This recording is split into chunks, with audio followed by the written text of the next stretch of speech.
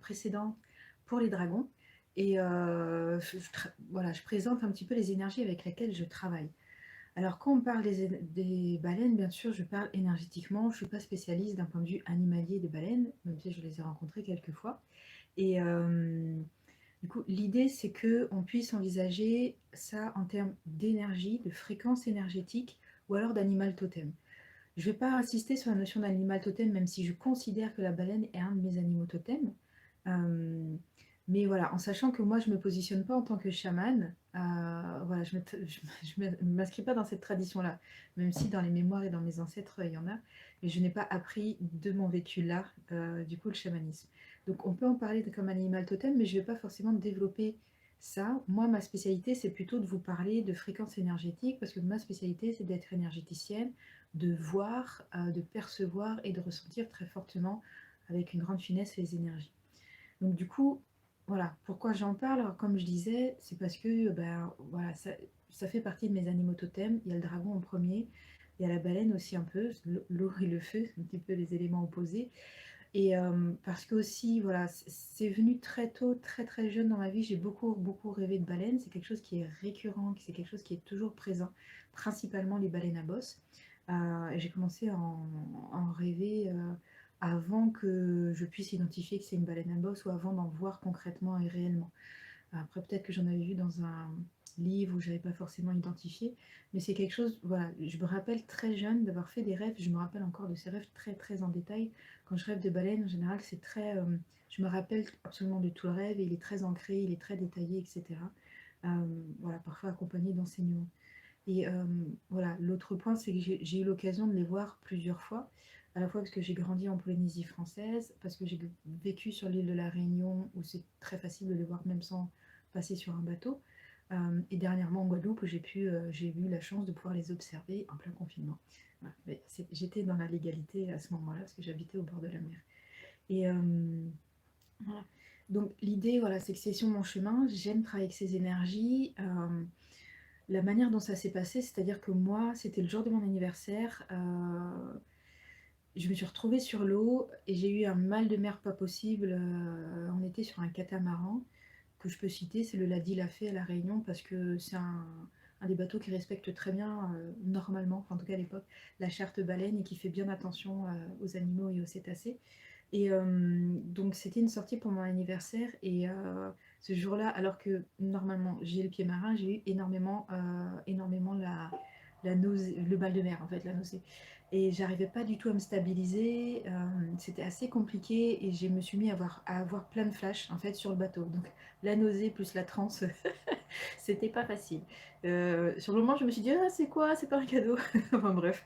Et et du coup, voilà, ça s'est passé comme ça et j'ai pas compris tout de suite. En fait, moi j'ai vu plein de. Moi j'étais plutôt en mode je profite, c'est mon anniversaire, voilà.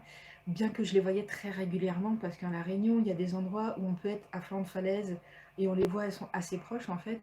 Donc moi c'est vrai que je les voyais assez souvent sans forcément avoir besoin d'aller sur un bateau. Et bon voilà, cette fois-là sur l'eau, il y a eu des codes, il y a eu des images, il y a eu vraiment des géométries sacrées.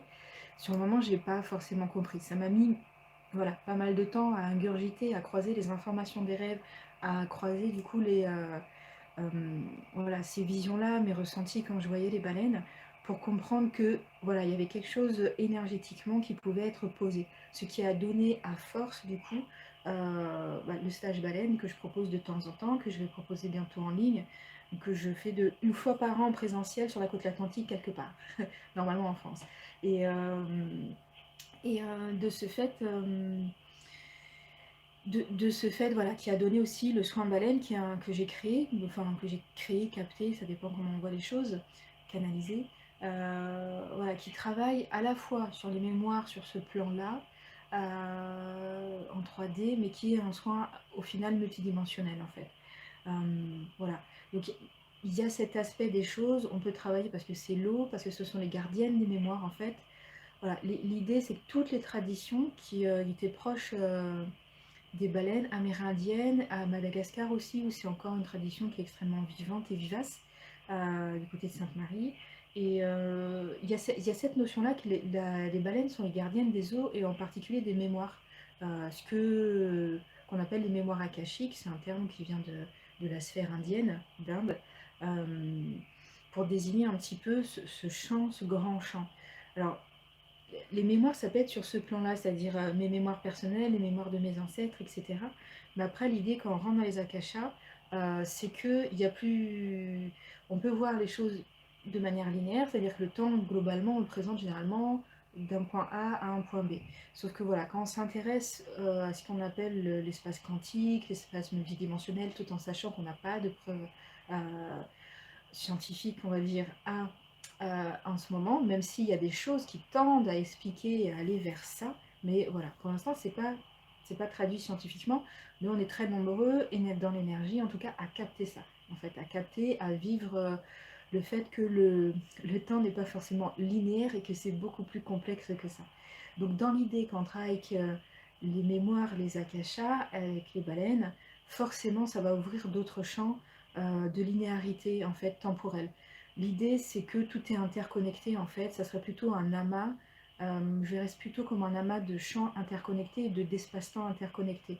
Euh, donc parlons plutôt de multidimension pardon, que d'akasha dans ces cas-là.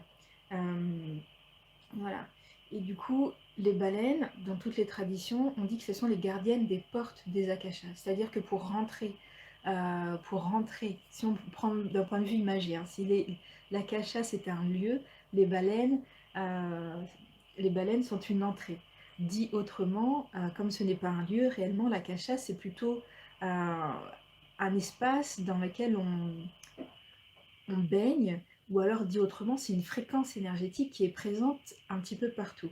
Et donc les baleines seraient voilà, une manière de garder un petit peu cette sphère, ou en tout cas plutôt cette fréquence énergétique. D'accord. On parle de lieu parce que c'est plus concret, ça nous parle plus, mais l'idée c'est plutôt de parler de fréquence énergétique. D'accord. Pour pouvoir connecter à cette fréquence énergétique, ça va être facile de passer par là, bien que il y a plein d'autres plans pour circuler. Alors je fais un aparté et je ferai une autre vidéo sur la question, c'est-à-dire que voyager dans les akashas, c'est facile. Parce que j'aime bien transmettre ça. Parfois, il y a l'hypnose spirituelle régressive qui se développe, il y a tout un tas de techniques à l'heure actuelle. C'est facile d'entrer et d'aller visiter vos mémoires. La question, c'est de savoir switcher d'état de conscience. C'est-à-dire quand on bouge son niveau de conscience, on se branche sur différentes fréquences énergétiques. Et en fait, c'est assez facile. Et l'idée, ça serait comme si l'akasha, c'est une fréquence énergétique. Et une fois qu'on a trouvé, on peut le trouver assez facilement. Donc, la compétence que vous devez avoir, c'est de savoir bouger votre niveau de conscience. Et ça, par plein de biais, la méditation, que vous ayez fait du Qigong, que vous ayez fait du yoga, voilà, on développe de plus en plus tout un tas de pratiques qui permettent d'emmener à ça, en fait. Donc voilà, je voulais faire cet aparté pour dire que c'est facile, on peut le faire. Si vous avez travaillé avec moi déjà avec les baleines, normalement vous savez le faire. Mais j'ai remarqué que souvent, vous oubliez que c'est facile et qu'on peut le faire assez facilement. Alors, j'ai un bug. J'ai ma connexion qui a bugué. Ah, voilà. J'avais déconnecté. Ah, coucou Amélie. Je fais un aparté, hein, cette vidéo va rester, mais du coup, comme je la fais en live, voilà, je fais un petit coucou à quelqu'un qui passait. Donc peut-être qu'il y a eu un petit moment de coupure, ma connexion a bugué, donc j'espère continuer au bon moment. Donc dans l'idée, c'est de penser que c'est facile de se connecter à tout ça. Parce qu'on a tendance à vouloir mettre des protocoles, mettre de la difficulté.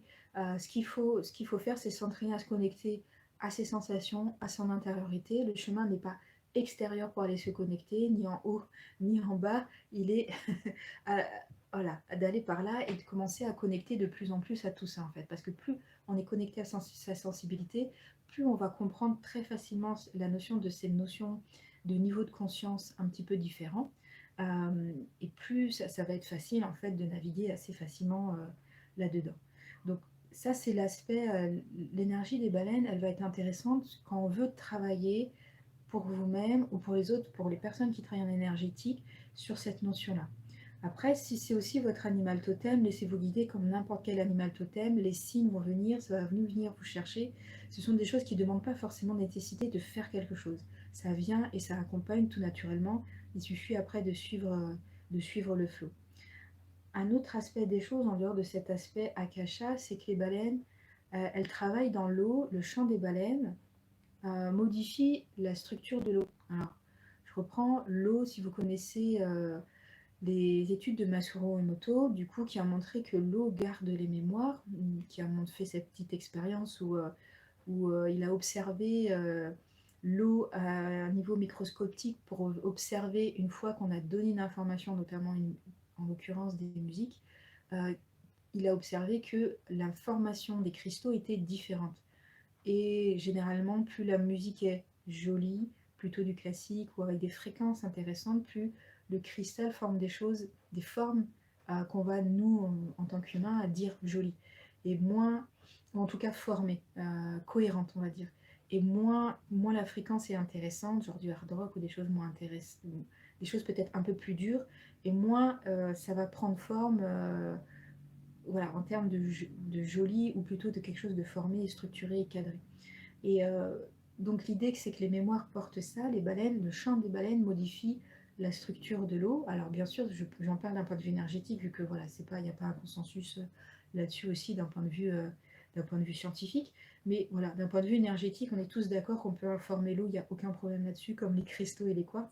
Et l'idée, c'est que les baleines, toutes les baleines qui chantent, il n'y a pas que les baleines qui chantent, il y a les cachalots, donc toute la famille des cétacés. Il y a certainement aussi des sons qu'on n'entend pas d'autres espèces aussi, qui participent à maintenir un champ dans la structure de l'eau et dans les océans, en fait, tout simplement. Euh, j'ai pas conscience de tout ce que ça englobe parce que je pense que c'est plus complexe que ce que je peux appréhender avec mon cerveau humain. Je ne crois pas qu'il s'agit que de nettoyage. Je pense qu'il y a aussi une notion de maillage, il y a une notion de réseau, euh, de ligne. On sait qu'il y a certains poissons qui savent se repérer, qui savent absolument comment se repérer, même s'ils ne sont jamais allés dans un endroit. Enfin voilà, voilà. J'émets l'hypothèse aussi que ça crée des routes, entre guillemets, ou que ça maintient, pardon, des routes, pas que ça les crée. Voilà, il y a tout un tas de choses en fait du coup qui se passent sous l'eau avec le travail des baleines, leur, euh, leur navigation et la manière dont le chant est propagé dans les océans. Voilà. Mais ça reste de l'hypothèse, ce que je suis en train de dire n'est pas scientifiquement prouvé, hein. Ce sont des ressentis que la plupart des gens qui travaillent avec les baleines en général ont. Et aussi, et aussi les gens qui sont très proches des baleines, qui travaillent d'un point de vue scientifique, qui se posent ces questions-là pour en avoir rencontré. Parce que voilà, il y a des choses, il y a des faits un petit peu troublants, mais on ne sait pas encore forcément le prouver scientifiquement. Donc voilà, le côté mémoire, travailler avec l'eau, le côté des mémoires des akashas de la multidimension, sur la notion de temporalité. Et il y a quelque chose qui, moi, j'aime bien emmener avec l'énergie de la baleine, c'est la notion de paix et de pacification. Euh, Parce que je me suis fait la réflexion que c'était des êtres extrêmement pacifiques. Pour les avoir observés, j'ai une anecdote, un moment qui m'a un peu marquée. C'est que j'ai assisté à la Réunion à un moment où un homme qui nageait palmé dans l'eau est monté sur le dos d'un baleineau. Donc cette personne avait l'air très contente. Alors évidemment c'est interdit et ça ne se fait pas, on laisse les êtres tranquilles. Et le baleineau après ça a eu des réactions très, comment dire, très, très étranges. Alors ça pourrait être à double tranchant, ça pourrait être qu'il était très content parce qu'il sautait comme un dauphin, mais ça pouvait être aussi beaucoup plus probablement, en fonction de ce qu'on sait du comportement des baleines, plutôt une réaction de stress. Et je me suis toujours dit, fait la réflexion par rapport à ça, c'est que la maman baleine était vraiment à côté à ce moment-là, et qu'elle aurait pu très bien ou faire quelque chose par rapport à la personne qui montait sur le dos du baleineau, qui repartait à la nage tranquille, ou très bien aussi valdinguer, vouloir mettre le baleineau en protection, et, et nous embêter, nous qui étions en bateau tout autour en fait. On était à très grande distance, en respectant les distances, mais voilà, un animal sauvage, voilà, il y a d'autres espèces qui se seraient énervées, qui auraient réagi différemment, et ça c'est quelque chose, à l'époque on a fait, où les êtres humains ont tué énormément les baleines au XIXe siècle, où il y a eu la chasse à la baleine de manière massive. Il y a très peu eu de réactions négatives de la part des baleines. Alors, on pourrait mettre ça sur le compte du stress, on pourrait mettre... Voilà, il y a d'autres animaux comme les manchots, par exemple, qui ne peuvent pas réagir, mais plutôt par sidération, parce qu'ils sont trop stressés pour pouvoir réagir quand il y a un prédateur. Mais en tout cas, dans ce que je perçois, énergétiquement, du coup, il y a cette notion de pacification, en fait. Et du coup, moi, je travaille beaucoup, quand je travaille avec le soin baleine, on travaille énormément sur cette notion-là, qui vient se poser naturellement et qui est en lien avec voilà, tous les symboles et toutes les, voilà, toutes les géométries sacrées qui accompagnent en fait ce soin. Voilà. Voilà. Donc c'était les trois points que je voulais souligner sur quelles sont les caractéristiques du travail énergétique avec les baleines, la notion de paix, d'être pacifique ou pacification sur ces versants-là, la notion de mémoire en lien direct avec l'eau, la notion de mémoire, akasha et multidimension pour travailler un petit peu sur tous ces espaces de ligne-temps en fait. Euh, voilà. Je rajouterais juste aussi que dans l'idée, alors c'est une perception personnelle, hein, mais dans l'idée où on existerait en multidimension, moi je perçois comme si on aurait un réseau dans notre champ énergétique, dans nos champs énergétiques, un réseau interconnecté qui est parallèle ou en tout cas similaire à nos multidimensions. Je ne sais pas si je l'ai bien dit. C'est comme si nos multidimensions, elles sont en facsimilé à l'intérieur de nous, en fait. Enfin, c'est pas dans le corps physique, hein, mais ça s'étale sur tout le champ énergétique qu'on a là maintenant tout de suite. Du coup, avec des possibilités de connexion avec les autres espaces. Voilà, je donne ça comme une information pour les personnes qui sont très fluides et qui peuvent aller connecter par elles-mêmes à ce genre de choses, qui sont à l'aise avec ces notions de varier et de jouer avec des niveaux de conscience différents. Et voilà, du coup, c'est ce que je voulais. Voilà. Et du coup, alors je ne sais pas, j'ai l'impression que... Non, c'est bon. J'ai cru que j'avais encore un bug informatique.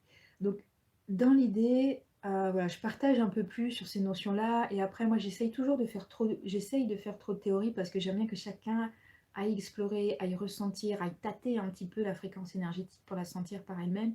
Au lieu de me croire directement, je vous emmène directement plonger dedans. Je trouve ça plus intéressant. Après, on discute, on croise, etc. Parce que je n'ai vraiment pas la prétention à dire je sais tout. Voilà, je n'aime pas poser des vérités, je préfère que partager la mienne, on discute de, voilà, de vos expériences et on avance ensemble. Ça permet aussi d'être très ouvert à la discussion et à tout ce qui peut se passer. Et donc voilà, c'était pour partager un petit peu la démarche, l'énergie des baleines.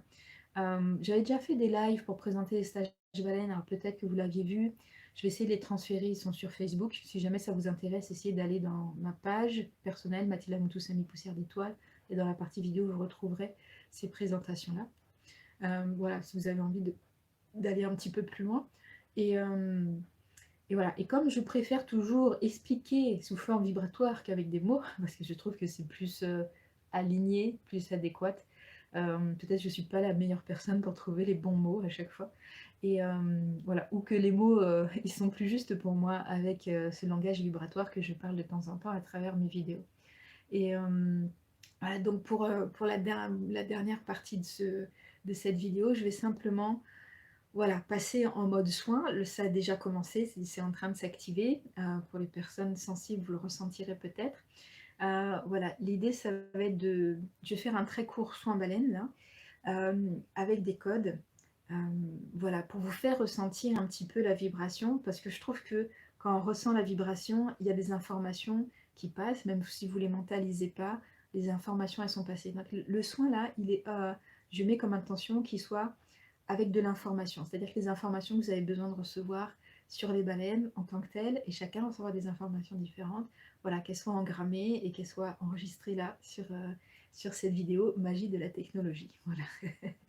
Donc voilà, c'est pas, enfin, ça a déjà un petit peu commencé, mais c'est parti pour de vrai. Donc voilà, vous continuez la vidéo seulement si vous avez envie de recevoir cette information-là vibratoire. Peut-être que vous avez déjà zappé, mais si vous êtes encore là, voilà, faites-le en conscience, faites pause si vous sentez que c'est pas le moment, vous le ferez plus tard, aucun problème. Voilà, on y va.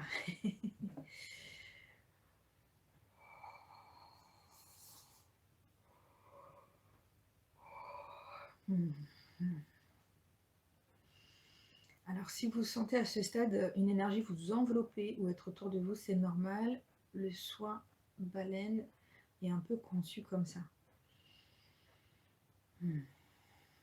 Et Ariana, et Shomar, et Otena, Kai, Kor, Enetea.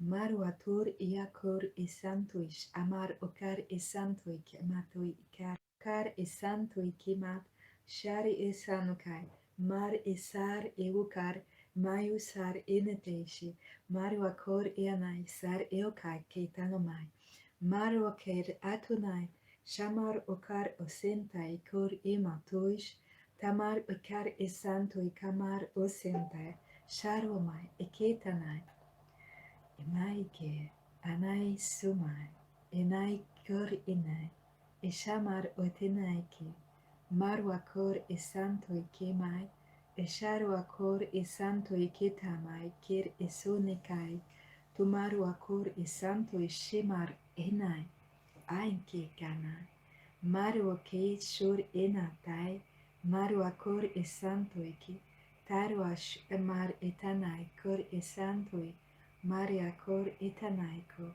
Maria Sane, Tamaiko, Etanai Shur Emai Tarikana.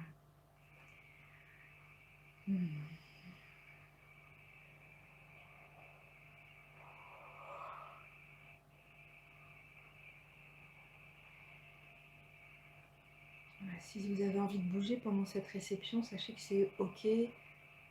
Certaines personnes d'entre vous auront envie, besoin de parler, chanter, bouger, voire danser. C'est ok, c'est normal. Animar oker es aner, anger. Amais onetei, sher ilma tori ekanai. Tori isama kor e santos, amar eutinai. Marwa kor e santoe, maike urinai. Esamor e satoes enatai. Kamar otenai kor e santoe. Tumarwa kor e santoe shamar. Tarwa komatar e santoe ketamai. Mar otenai. Aikor e sanmakar e santoes enataike. Marwakor et Santoish Kenatai. Voilà, c'était court, mais je pense que c'est suffisant pour vous faire ressentir l'énergie. Et ce que j'ai posé va peut-être perdurer dans vos sensations. Si ça perdure là après le visionnage de vidéo, c'est normal et c'est ok. Prenez le temps de vous poser, prenez le temps de boire de l'eau, prenez le temps de bouger votre corps aussi. Voilà, après tout travail énergétique, c'est toujours intéressant. En tout cas, écoutez-vous. Votre corps sait, écoutez vos besoins, faites confiance à votre intuition. Voilà, j'espère avoir éclairé les personnes néophytes, avoir voilà, enjaillé les personnes qui connaissent déjà un petit peu les baleines avec la deuxième partie de la vidéo voilà, qui est en information vibratoire. Et voilà, je vous dis à bientôt. Salut!